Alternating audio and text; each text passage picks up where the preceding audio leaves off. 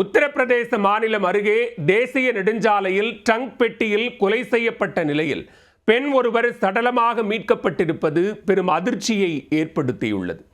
பெண்ணை கொன்று ட்ரங்க் பெட்டியில் அடைத்து வீசிச் சென்ற கொலையாளிகள் யார்?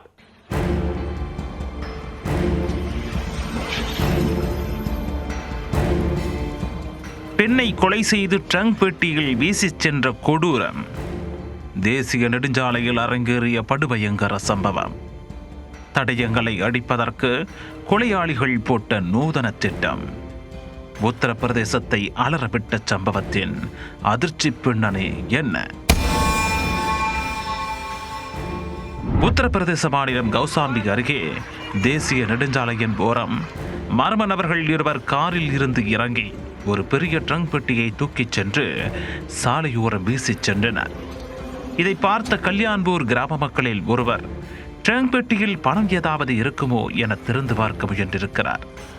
ஆனால் ட்ரங்க் பெட்டியின் ஓரம் இரத்தக்கரை படிந்திருந்ததை கண்டதும் அவர் துடித்து போனார். உடனே அங்கிருந்து அலறி எடுத்துக் கொண்டு ஓடியவர் கல்யாண்பூர் காவல் நிலைய போலீசாருக்கு போன் செய்து தகவல் அளித்திருக்கிறார். சொல்லும் போதே ட்ரங்க் பெட்டியில் இரத்தக்கரை என அடையாளத்துடன் கூற உடனே பெரும் போலீஸ் படையே சம்பவ இடத்தை நெருங்கியது.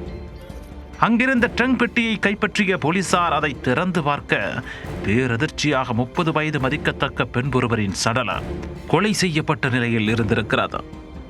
உடனே சடலத்தை மீட்டு உடற்கூராய்வுக்காக அனுப்பி வைத்த போலீசார் கொலை செய்யப்பட்டவர் யார், கொலையாளிகள் யார் என்கிற கோணத்தில் விசாரணையை விரிவுபடுத்தினர். இரவு சுமார் 8 மணியளவில் அந்த பகுதிக்கு வந்த காரில் மர்ம நபர்கள் இருவர் சடலம் இருந்த ட்ரங்க் பெட்டியை இங்கு போட்டு சென்றிருக்கின்றனர். இதனால் அந்த காரை கண்டுபிடிக்க நெடுஞ்சாலை சிசிடிவி காட்சிகளை ஆய்வு செய்தும் அப்பகுதியில் உள்ள செல்போன் டவரில் பதிவான எண்களை சேகரித்தும் விசாரித்து வருகின்றனர். மேலும் பெண்ணின் சடலத்தில் பதிவான கைரேகைகளை சேகரித்தும் தடயவியல் சோதனைக்கு உட்படுத்தியும் குற்றவாளிகளை பிடிப்பதற்கு தனிப்படையும் அமைக்கப்பட்டுள்ளது. முதற்கட்டமாக பெண்ணை வேறு எங்கோ கொலை செய்துவிட்டு தடயங்களை அடிப்பதற்காக இங்கு கொண்டு வந்து ட்ரங்க் பெட்டியில் வைத்து வீசிச் சென்றது உறுதி செய்யப்பட்டிருக்கிறது.